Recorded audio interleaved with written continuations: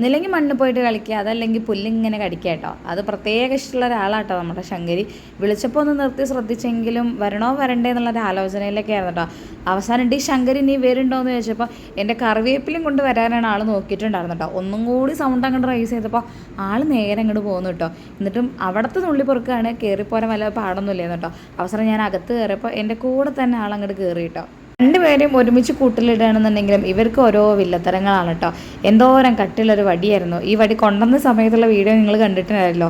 ഇപ്പോൾ അതിൻ്റെ കോലം കണ്ടില്ലേ. അവരുടെ ഏറ്റവും വലിയ ലക്ഷ്യം എന്ന് പറയുന്നത് ഈ വടി എത്രയും പെട്ടെന്ന് നശിപ്പിച്ച് കളയാന്നുള്ളതാണ് കേട്ടോ. ഇവരിങ്ങനെ കടിക്കുന്നുണ്ടപ്പോൾ അതും കൊണ്ട് അവരെ കളിപ്പിക്കാൻ പ്രത്യേക രസമായിരുന്നു കേട്ടോ. ഇതിനിടയിൽ കൊലായിലേക്ക് ഇതാ രേഖ 2 പൂച്ച ഒന്നുമില്ല. ഒരാളെ നിങ്ങൾക്ക് പരിചയം ഉണ്ടാവായിരിക്കും, നമ്മളെ കിണറ്റിലൊന്ന് വന്ന് പോയിട്ടുള്ള ഒരാളാണ് കേട്ടോ. ആളെ കണ്ടതും നമ്മളെ ശങ്കരൻ ഭയങ്കര സൗണ്ട് കേട്ടോ. ആൾക്ക് നല്ല സൗണ്ട് ആയിട്ടുണ്ട് കേട്ടോ. പുറത്ത് എന്തെങ്കിലും ഒച്ച കേൾക്കുമ്പോഴോ അല്ലെങ്കിൽ ആരെങ്കിലുമൊക്കെ വരുമ്പോൾ ഭയങ്കരമായിട്ട് റെസ്പോണ്ട് ചെയ്യും നമ്മളെ ശങ്കര്. പക്ഷേ അങ്ങനെയൊന്നുമല്ല, ആളിവിടെ എടുത്തുകൊണ്ടിരിക്കുന്ന പരിപാടി, അതായത് നമ്മുടെ വടി കടിക്കാനുള്ള പരിപാടി ചെയ്തുകൊണ്ടിരിക്കുന്നുണ്ട്. പക്ഷേ ശങ്കരൻ്റെ മുഴുവൻ ശ്രദ്ധ പുറത്തേക്കാണ് കേട്ടോ. അടിപൊളി കേട്ടോ, പറയാതിരിക്കാൻ വയ്യ. ഞാൻ ഇത്രയും ആൾ ശ്രദ്ധിക്കുന്ന കൂട്ടത്തിലാണെന്ന് ഞാൻ വിചാരിച്ചിട്ടില്ലായിരുന്നു കേട്ടോ. പെട്ടെന്ന് മുറ്റത്തൊരു വണ്ടി നിർത്തുക അല്ലെങ്കിൽ ആരെങ്കിലും സിറ്റ് ഔട്ടിലേക്ക് വരുന്നതൊക്കെ ആൾ പെട്ടെന്ന് അറിയുകയും ചെയ്യും. അതുപോലെ തന്നെ ആൾ റെസ്പോണ്ട് ചെയ്യുകയും ചെയ്യും കേട്ടോ. എന്തിന് എൻ്റെ ഫോണിൽ വേറൊരു സൗണ്ട് കേട്ടാൽ ആളവിടെ കുറയ്ക്കാൻ തുടങ്ങും കേട്ടോ. പിന്നെ 2 പേര് അങ്ങോട്ട് ഉറങ്ങി കേട്ടോ. അപ്പോഴാണ് ശങ്കരൻ്റെ കണ്ണ് ഞാൻ ശ്രദ്ധിച്ചു കേട്ടോ. ഇതിന് മുന്നേയും ആളിതുപോലെ കണ്ണ് തുറന്ന് ഉറങ്ങുന്നത് ഞാൻ കണ്ടിട്ടുണ്ട്. പക്ഷേ നമ്മൾ ശങ്കരി പകുതി കണ്ണ് തുറന്ന് കണ്ടിട്ടുള്ളൂ കേട്ടോ, ഇങ്ങനെ കണ്ടിട്ടില്ല കേട്ടോ. പിന്നെ ഈ ഒരു കിടത്തം കണ്ടപ്പോൾ ചെറിയൊരു വിഷമമായിട്ടോ. അവർ മാക്സിമം അഡ്ജസ്റ്റ് ചെയ്ത് കിടക്കുന്ന പോലെ തോന്നി.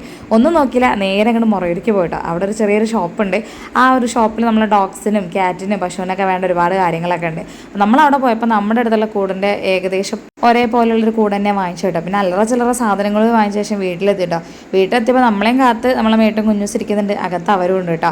ശങ്കരി എവിടേക്ക് പോയി വന്നാലും ചോദ്യം ചോദിക്കലുണ്ട് കേട്ടോ. ഇപ്പോൾ എവിടെ പോയി വരിക എന്നുള്ളൊരു ഭാവത്തിലാട്ടാക്കോ ചോദ്യങ്ങൾ മിക്കതും ഉണ്ടാവാറുള്ളത്. പിന്നെ നേരെ കൂടൊക്കെ കാട്ടി കൊടുത്തു. ആദ്യം അവർക്കൊന്നും കത്തിയിട്ടൊന്നുമില്ല. പിന്നെ നേരെ ഞാൻ ആ ഒരു പോട്ടിയിൽ അവരുടെ പാഡും കാര്യങ്ങളൊക്കെ വിരിച്ചതിന് ശേഷം ശങ്കരിനെ അങ്ങോട്ട് ആദ്യം മാറ്റിയിട്ടോ. മാറ്റിയപ്പോൾ ഇങ്ങനെ അന്തം വിട്ട് കുന്തം പോലെ അവർ നിൽക്കുന്നുണ്ട്. പക്ഷേ ഞങ്ങൾക്ക് ഭയങ്കര സന്തോഷമായിട്ടോ. കിടക്കാൻ അവർ പക്ഷേ അവരെങ്ങനെയെങ്കിലും കിടക്കും. പക്ഷേ മെയിൻ പ്രശ്നം എന്ന് പറയുന്നത് ഇവർ അടിപിടി കേട്ടോ. ചെറുതൊന്നല്ല, അത്യാവശ്യം നല്ല രീതിയിൽ പടിപിടി കൂടാൻ തുടങ്ങിയിട്ടുണ്ട്. അപ്പോൾ അത് അങ്ങോട്ട് ഒഴിവാക്കാൻ വേണ്ടിയിട്ടാണ് കാര്യമായിട്ട് നമ്മൾ ഈ ഒരു കൂട് വാങ്ങിച്ചേട്ടോ. ഇവരിങ്ങനെ സുഖമായിട്ട് ഉറങ്ങുന്നത് കണ്ടപ്പോൾ മനസ്സിന് എന്തോ ഒരു സമാധാനം പോലെ.